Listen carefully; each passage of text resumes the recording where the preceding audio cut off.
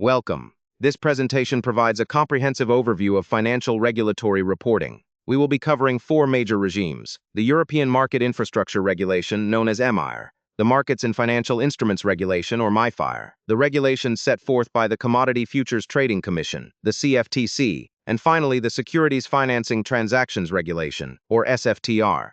Our objective is to demystify these complex frameworks, which are fundamental to the integrity and transparency of modern financial markets. Throughout this session, we will explore the specific requirements, objectives, and operational impacts of each of these critical regulations. Understanding this landscape is no longer optional but essential for any entity operating within the European Union and United States financial systems.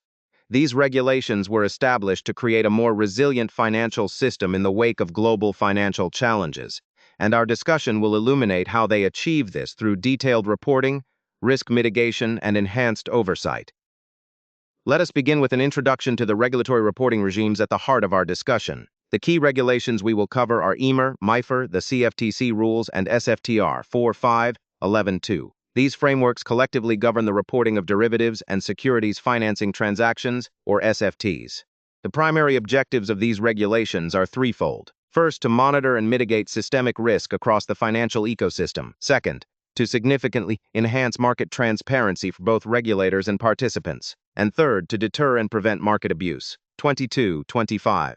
Geographically, the jurisdictional scope of these rules primarily covers the European Union and European Economic Area markets, as well as the United States, reflecting the global nature of financial services.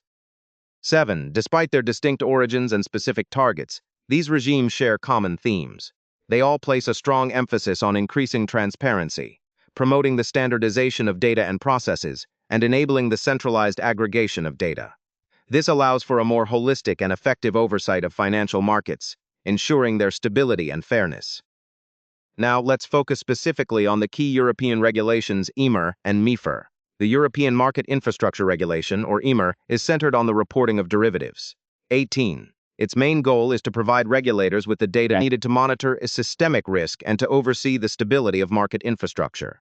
5.22.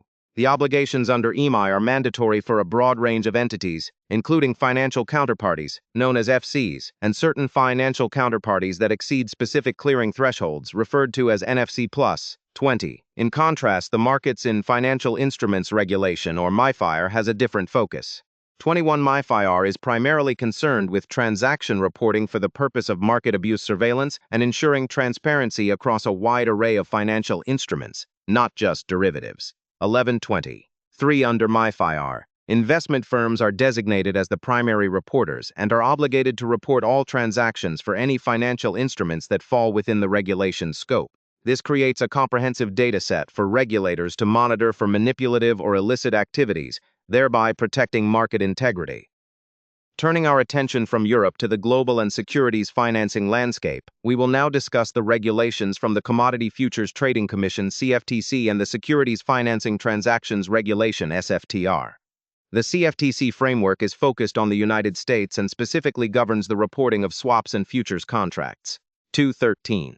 The reporting obligations under the CFTC are typically fulfilled by swap dealers, or SDs, and major swap participants, known as MSPs, who must report according to a clearly defined hierarchy. 16. In contrast, the Securities Financing Transactions Regulation, or SFTR, is a European Union regulation designed to bring greater transparency to the world of securities financing.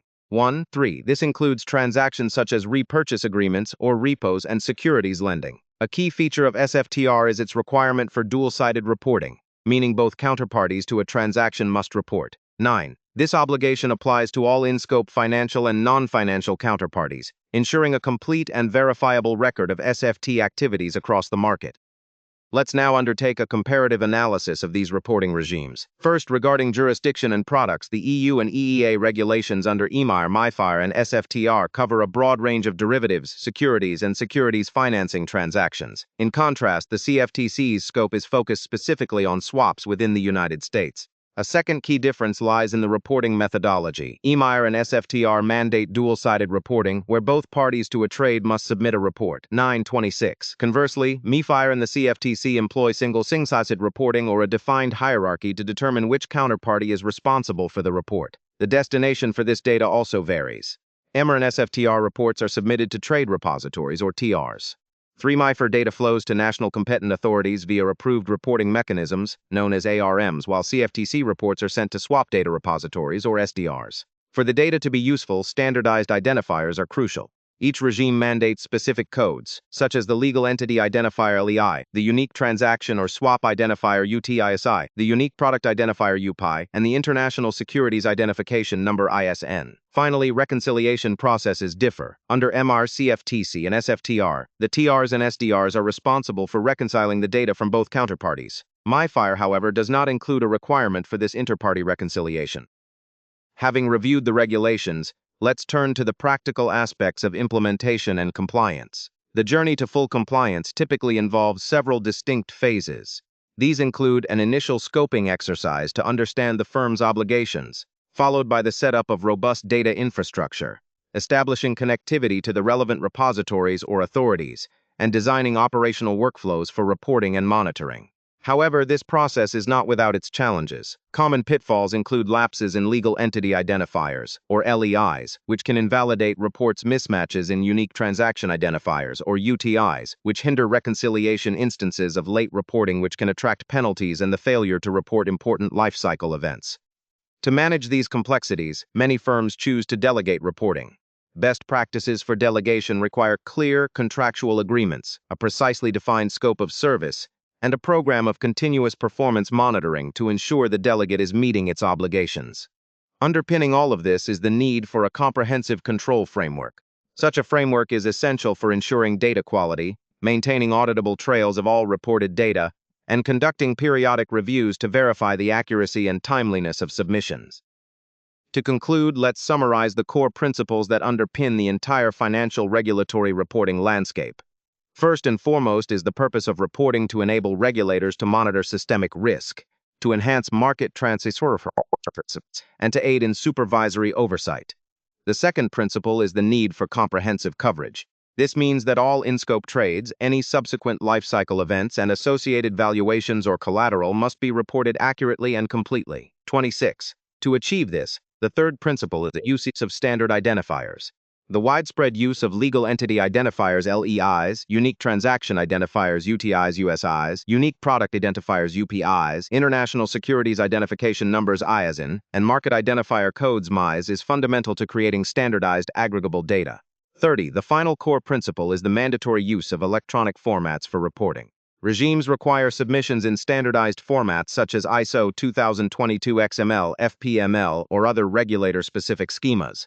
This automation is critical for the efficient and accurate processing of the vast volumes of data that are reported daily, enabling the system to function effectively.